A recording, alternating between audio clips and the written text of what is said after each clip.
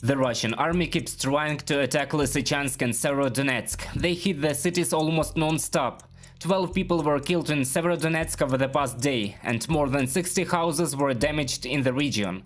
However, the assault on Severodonetsk was unsuccessful. The Russians suffered losses in personnel and withdrew, according to regional reports. It was also possible to evacuate 38 people from the hot spots. The police of the Luhansk region managed to go to Bilogorivka and pick up 8 people today. Residents of Lysychansk and Severodonetsk also departed, including 12 people who decided to leave the school that was shelled in Severodonetsk in the morning.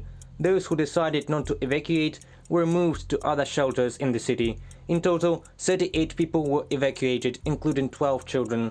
Serhiy Haidai, head of the Luhansk Regional Military Administration.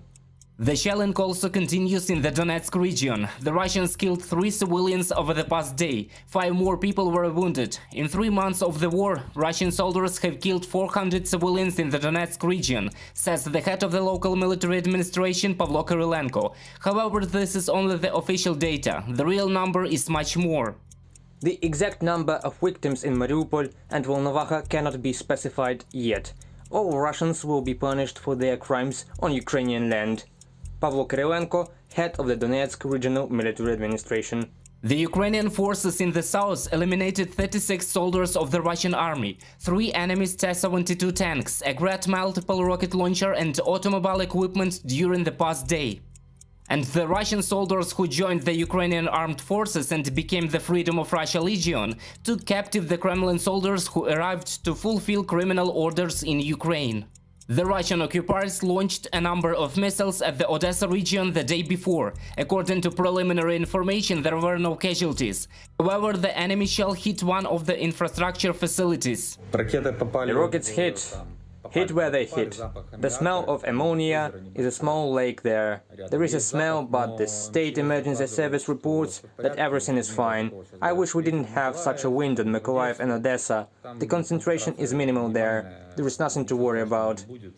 And this is the consequences of a missile strike on the House of Culture in the city of Lozova in the Kharkiv region. 8 people were wounded, including an 11-year-old girl.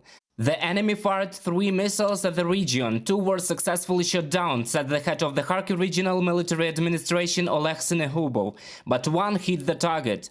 This caused a fire in the building. Rescuers quickly extinguished it. The explosion also damaged the multi-story buildings nearby.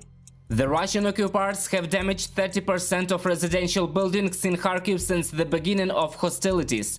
Local authorities reported that since people were left with no roof over their heads, the city decided to start constructing buildings without waiting for the end of the war.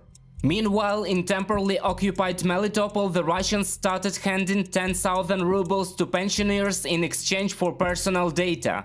In neighboring Vasilivka, such assistance was also offered to state employees. However, in order to receive the payment, you need to have your identity documents.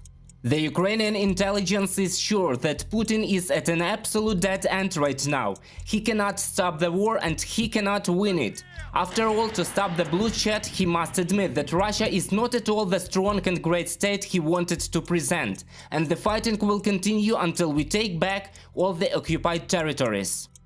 I don't know any borders other than those of 1991 who can force Ukraine to freeze the conflict. This is a war of all Ukrainians. And if anyone in the world thinks they can dictate terms under which Ukraine can or cannot defend itself, they are seriously mistaken. Kirill Budanov, Chief of the Defense Intelligence of Ukraine. Reported by Roman Smoler, Mariana Krechet, UATV News.